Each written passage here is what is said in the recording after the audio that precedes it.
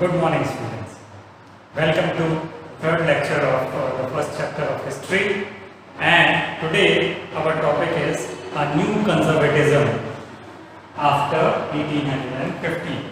So first of all, we should understand what is conservatism. Conservatism is a word made from conservatives. Conservative क्या होता है? Conservative का मतलब हिंदी में अगर देखें तो होता है रूढ़िवादी, यानी पुराने मान्यताओं को मानने वाला या फिर अपरिवर्तनवादी, जो कोई चेंज नहीं चाहता है. सो कंजर्वेटिव्स ऐसे लोग हैं, either they do not want to change what is the current order, the present order, they don't want to change anything, और even if they want to change something, they want a very slow change which should not be abrupt. जैसे कि इसके opposite जो radicals होते हैं, they want change very fast, but conservatives they want either no change or change को भी तो बहुत धीरे हो. So let's read through this. So conservatism. Following the defeat of Napoleon in 1850, European governments were driven by a spirit of conservatism. तो Napoleon एक बहुत बड़ा पावर हो गया था फ्रांस का, हमने यूरोप के बहुत सारे हिस्सों में कब्जा कर लिया. तो बहुत सारे जो दूसरे किंगडम्स थे उन्होंने मिलकर नेपोलियन को हरा दिया, और 1850 में उसके डिफीट के बाद इनके अंदर में क्या भावना आई? कंजर्वेटिज्म, यानी जो पुराना था नेपोलियन से पहले जैसा मॉडल था उसको वापस लाया जाता है. जो गवर्नमेंट ऑटोक्रेटिक गवर्नमेंट होते थे, मोनार्कियल सिस्टम होता था, उसको वापस लाया जाए, डेमोक्रेसी या सब चीज़ों को हटाया जाए. So conservatives believe that established traditional institutions of the state and society like the monarchy, the church, social hierarchies, property and the family should be preserved. तो इनका मानना है कंजर्वेटिव्स का कि जो पुराने ऑर्डर है, सोशल ऑर्डर है, जैसे कि ट्रेडिशनल जो पारंपरिक जो इंस्टीट्यूशंस थे स्टेट के और सोसाइटी के, जैसे कि मोनार्की राजशाही, द चर्च, सोशल हायरार्की में समाज में जो हमारे यहाँ जिसको हम जाति पता करते हैं, ये जाति या हायर और elite class, middle class, lower class, ये वापस से लाना चाहते थे. प्रॉपर्टी एंड फैमिली, ये सब चीज़ें जो शुड बी प्रिजर्व, तो वापस प्रिजर्व करना चाहिए. मोस्ट कंजर्वेटिव्स, लेकिन इनमें से बहुत सारे कंजर्वेटिव्स ये मानते थे कि जो चेंज हो गया, जो अच्छे के लिए हुआ, बेहतरी के लिए हुआ, जो चेंज उसको रहने दीजिए, वापस नहीं जाना चाहिए. अगर वापस चले गए तो नाउ पीपल आर एनलाइटेंड, ज्ञानी हो गए हैं लोग, तो फिर से एक कोई बड़ा एक रेवोल्यूशन आएंगे जिससे राज को खतरा हो जाए. So most conservatives however did not propose a return to the society of pre-revolutionary days. वो ये जो क्रांति के पहले की जो जैसे व्यवस्था थी उसका वापस नहीं जाना चाहते थे. However most conservatives rather they realized from the changes initiated by Napoleon that modernization could in fact strengthen traditional institutions like monarchy. rather उनको एक चीज़ समझ में आई, नेपोलियन ने जो चेंजेस किए उसके कारण वो काफ़ी प्रसिद्ध हो गए और काफ़ी लोग उससे प्रभावित हो गए. तो ये चेंजेस अगर होंगे या मॉडर्नाइजेशन, जो उन्होंने क्या किया, नए टैक्स रिजीम लाया, नए टैक्स रोड्स बनाए, बहुत सारे एडमिनिस्ट्रेटिव डिविजन्स को सही किया, तो ये इससे क्या हुआ कि इट स्ट्रेंथेंड हिज मोनार्की. तो ये लोगों को समझ में आया, उस समय के जो राजा थे समझ में आया, वापस नहीं जाना है. इन्होंने जो मॉडर्नाइजेशन, आधुनिकीकरण किया है, उसको पकड़ के चलना है. अगर उसको हम पकड़ लिए तो लोग तो खुश हो ही जाएंगे और हमारा राज अच्छे से चलेगा. So it could make state more effective and strong, और इसके कारण में जो राज्य है वो ज़्यादा प्रभावशाली और मजबूत बनेगा. A modern army, an efficient bureaucracy, a dynamic economy, abolition of feudalism and serfdom could strengthen the autocratic monarchies of Europe. तो ये मजबूत होंगे तो कैसे होंगे? पहला है मॉडर्न आर्मी, आर्मी के पास नए नए टाइप के हथियार हों, नए नए तरीके से वो लोग युद्ध लड़ने की कोशिश करें, तो ये मॉडर्न आर्मी हो गया, आधुनिक army.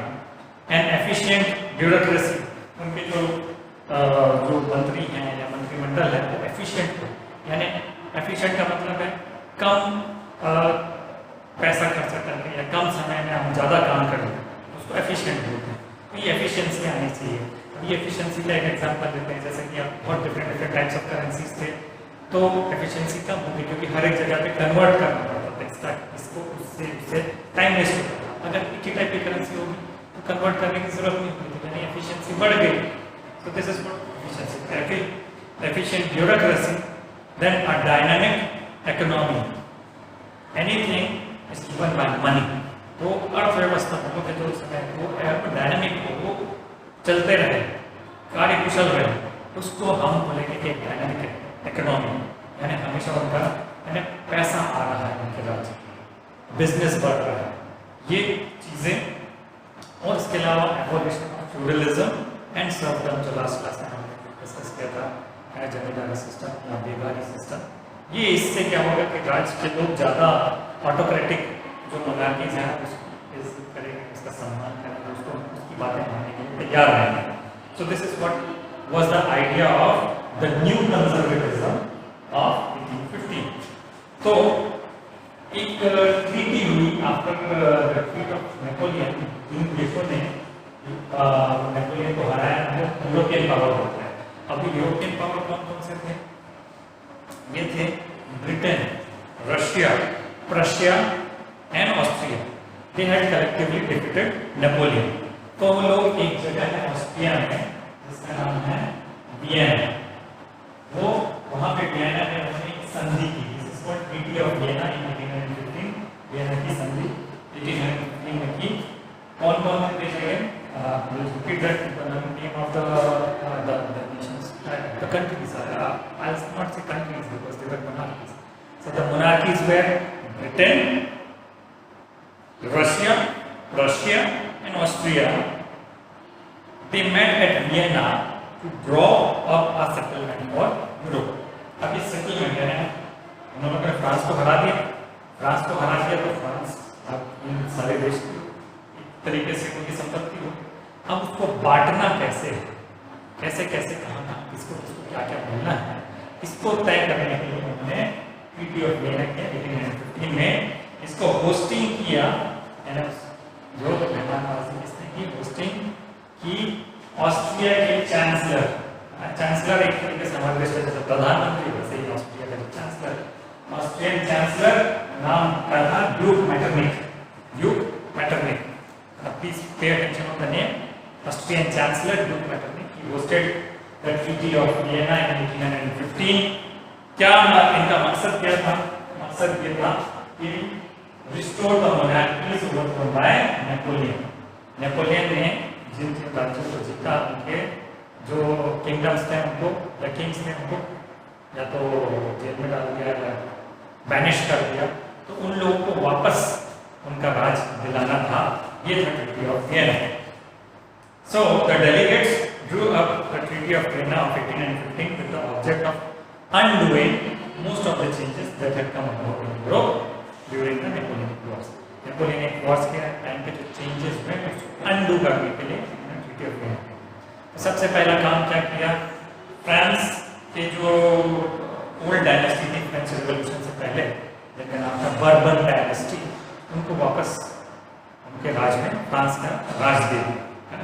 So the Bourbon dynasty, which had been deposed during the French Revolution, was restored to power.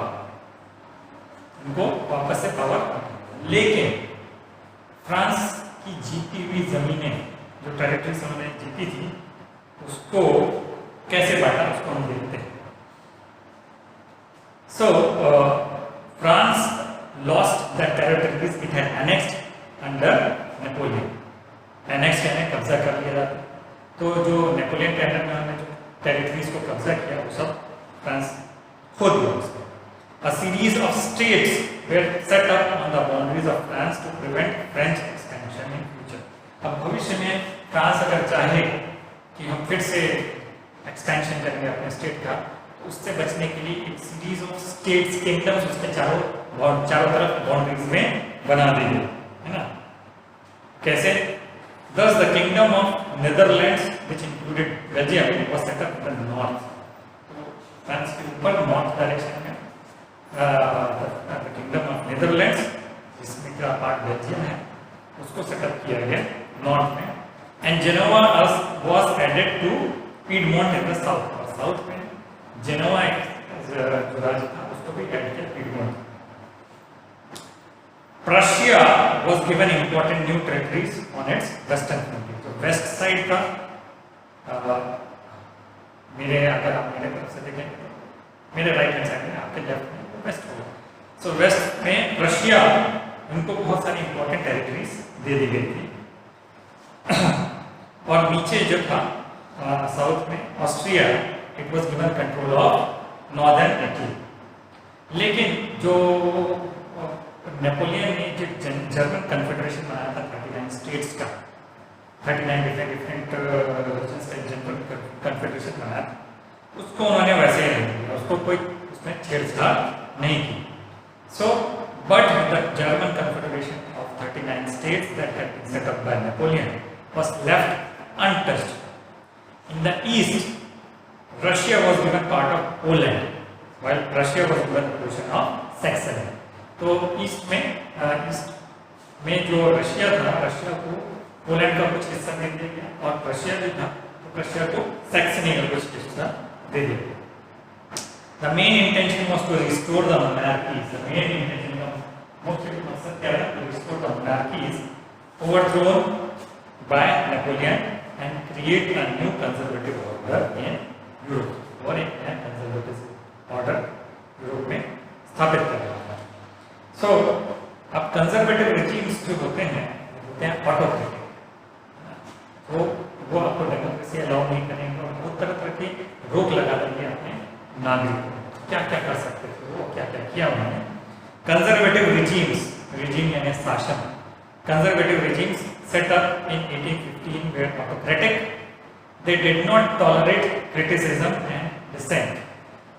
वो आलोचना सह नहीं सकते, बुराई करने सह नहीं सकते, डिसेंट, नाराजगी बिल्कुल बर्दाश्त नहीं कर सकते. So they did not tolerate criticism and dissent and sought to curb activities that questioned the legitimacy of autocratic government.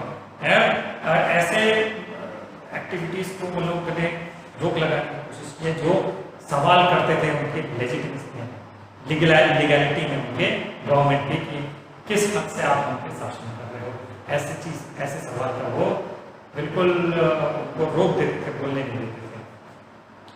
Most of them imposed censorship laws to control what was said in newspapers, books, plays and songs and reflected the ideas of liberty and freedom. तो उसमें से एक था censorship. Censorship का मतलब होता है कि जो फ्रीडम ऑफ एक्सप्रेशन है उसको खत्म कर देना. कैसे खत्म कर देना? कि न्यूज़पेपर अपनी मर्जी से कोई न्यूज़ छाप नहीं सकते, आप अपनी मर्जी से कोई किताब छाप नहीं सकते, गाने या नाटक, सरकार के विरोधी गाने या नाटक लिख नहीं सकते, और जो भी आइडियाज थे फ्रीडम के और लिबर्टी की, स्वतंत्रता के, उसको आप जाहिर नहीं कर सकते. सो दिस वाज खास तौर पे ऐसी बातें जो रिलेटेड हैं फ्रेंच रेवोल्यूशन से, वो आप लिख नहीं सकते, बोल नहीं सकते, पढ़ नहीं सकते, गाने नहीं बना सकते. ये सेंसरशिप था. So we go to next page. So the memory of the French Revolution nonetheless continued to inspire liberals. लेकिन कितना भी दबा दे, ये जो यादें थी फ्रेंच रेवोल्यूशन की, जो लिबरल्स के दिमाग में अभी भी घर करके रखी थी, और वही एक इनका एक मोटिवेशन था नेशन स्टेट बनाने का. So one of the major issues taken up by liberal nationalists who criticized the new conservative order was freedom of the press. तो ये जो लिबरल जो थे, लिबरल पीपल, उनका जो मेन डिमांड था under this new conservatism was the freedom of press. Press की स्वतंत्रता को अपने विचार प्रकट करने की आज़ादी हो, that was the main demand of liberals. Okay, now we go to the next topic, the revolutionaries. Revolution का मतलब होता है क्रांति, रिवोल्यूशनरी का मतलब है क्रांतिकारी। I told you the meaning of revolution is big change very fast। कोई बड़ा सा चेंज करना है और वो बहुत जल्दी करना है। It can happen through non-violent method, it can happen through violent method also। So this is what the revolution is saying। You had an example of French Revolution in France and Russian Revolution in Russia, where the main aim of the revolutionaries was to overthrow the autocratic government, the monarchies। तो उनको हटा के the rule should come to the people or the selected members, elected people। So this was the main aim। तो इस time पे जब conservatives आ गए, उन्होंने सारा डेमोक्रेसी हटा दिया, कंजर्वेटिव ऑटोक्रेटिक मोनार्कियल गवर्नमेंट आ गए, उस समय में ये जो रेवोल्यूशनरीज थे उन्होंने कैसे काम किया? उन्होंने एक स्पेशल सोसाइटी बनाई जिसे बोलते हैं सीक्रेट सोसाइटी, यानी गुप्त उन लोगों ने एक सोसाइटी बनाई जो चोरी छिपे मिल के अपने प्लान्स बनाती थी और उसको इम्प्लीमेंट करने के लिए क्या करना है वो करती थी। उसको बोलते हैं secret society. those kind of associations which are not meeting in public domain, खुलेआम नहीं मिलते हैं, वो छुप छुप के मिलते हैं। So this is called secret society। So during the years following 1815, the fear of repression मतलब दमन का डर। दमन कैसे हो सकता है? सबसे पहला दमन तो हो सकता है उनकी प्रॉपर्टी छीनिए, दूसरा हो सकता है जेल में डालेंगे, और तीसरा एक्सट्रीम हो सकता है कि उनको मरवा दिया जाए। So that is the repression। So the fear of repression drove many liberal nationalists डर गए। तो इसके कारण डर के वो लोग क्या हो गए? छुप गए, वो छुप गए। तो जो जितने भी लिबरल नेशनलिस्ट थे वो छुप गए और वहाँ छुप कर उन्होंने secret societies sprang up in many European states to train revolutionaries and spread their ideas। तो ये सीक्रेट सोसाइटी का काम क्या था? जो नए रिवोल्यूशनरीज हैं उनको ट्रेनिंग देना और अपने विचार सब तरफ फैलाना, to spread their ideas। To be revolutionary at this time meant a commitment to oppose monarchical forms that had been established after the Vienna Congress। तो इनके एम्स क्या थे रेवोल्यूशनरी? पहले तो जितने भी ऑटोक्रेटिक रेजिम हम सपोज करें, ऑटोक्रेटिक मोनार्कियल रेजिम्स थे 1850 के बाद जितने भी हमने स्टेट के नाम बताए, रशिया, ईगमॉन्ट, नीदरलैंड्स, ये जो इनके ऑस्ट्रिया के जो ये मोनार्कियल सिस्टम्स थे, सबसे पहला काम इसका अपोज करना। This was the first main aim, their intention. So and then second aim was to fight for liberty and freedom. आजादी के लिए, स्वतंत्रता के लिए लड़ना, that was the second M.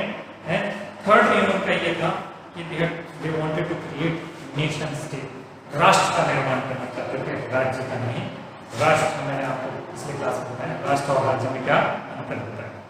So most of the revolutionaries also saw the creation of nation states as a necessary part of the struggle for freedom। अब ऐसी revolutionaries में एक मुख्य नाम जो आता है वो आता है जिसेप्पे Mazzini.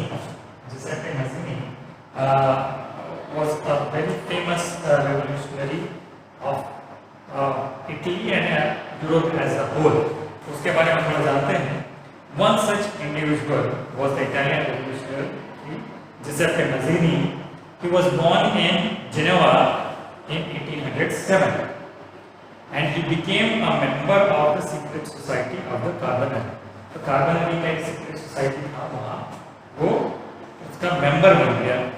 As a young man of 24, he was sent into exile। exile का मतलब होता है देश निकालना। exile का मतलब होता है देश निकालना, राज्य से निकाल दिया गया। 24 साल की उम्र में उसे राज्य से निकाल दिया गया। क्यों? For attempting a revolution in Liguria। Liguria नाम की जगह पे उन्होंने क्रांति फैलाने की कोशिश की। इस आरोप में उन्हें वहां से देश निकाला दे दिया गया इन द ईयर 1831। उसके बाद उन्होंने क्या किया, ये फाउंडेड 2 मोर अंडरग्राउंड सोसाइटी, 2 और अंडरग्राउंड सीक्रेट सोसाइटीज बनाए, जैसे मशीनें एक का नाम है यंग इटली, ये बनाया उन्होंने बर्न में, सॉरी मार्साई में, मार्सिलिस आप पढ़ेंगे या मार्साई, तो यंग इटली ये बनाया उन्होंने मार्साई में, और उसके बाद में यंग यूरोप बनाया उन्होंने बर्न में, बर्न नाम की जगह वहाँ पे, whose members were like-minded young men from Poland, France, Italy and German states। तो इनके मेंबर्स कौन थे, एक तरीके की सोच रखने वाले युवा पुरुष, कहाँ के, Poland, France, Italy and German states. अब मजीनी का मानना है, Mazzini believe that God had intended nations to be the natural units of mankind. उन्होंने मानना था कि भगवान ने क्या चाह के नेशंस बनाए, ताकि वो नेचुरल यूनिट्स ऑफ मैनकाइंड, मनुष्यों की ह्यूमन बीइंग्स के नेचुरल यूनिट्स इकाई हैं, अलग अलग इकाई हैं। सो Italy could not continue to be a patchwork of small states and kingdoms। इसलिए उनका मानना था कि इटली को अब हम छोटे-छोटे भिन्न-भिन्न छोटे-छोटे टुकड़ों में नहीं बांट सकते, तो एक होना पड़ेगा, यूनाइटेड होना पड़ेगा। So it had to be forced into a single unified republic within a wider alliance of nations। तो उन्होंने क्या कहा है, forced into a single unified republic, एक राष्ट्र बनना है, रिपब्लिक बनना है। So this unification alone could be the basis of Italian liberty. अगर यह एक हो जाए, यूनिफिकेशन हो जाए, वही आधार बनेगा लिबर्टी का। कहाँ के लिबर्टी का, Italian. Following this model secret societies were set up in Germany, France, Switzerland and Poland. आप इसी के मॉडल में जैसे मॉडल में अलग अलग जो राज्य थे वहाँ पे फिक्स वही वैसे ही सीक्रेट सोसाइटी बनने लगे, जर्मनी में, फ्रांस में, स्विट्जरलैंड में, पोलैंड में। So Mazzini's relentless opposition to monarchy and his vision of democratic republics frightened the conservatives। तो मजीनी का अथक प्रयास जो था, रिलेंटलेस है, जो बिना थके वो करता रहा, ये रिलेंटलेस अपोजिशन था कंजर्वेटिव का, और उनका एक जो सोच था, उनका सपना था कि डेमोक्रेटिक रिपब्लिक बने। ये सब इनके जो विचार थे, इससे कंजर्वेटिव मोनार्कीज जो है वो डर गए, वो फ्राइटेंड हो गए, है ना, वो फ्राइटेंड थे कंजर्वेटिव्स।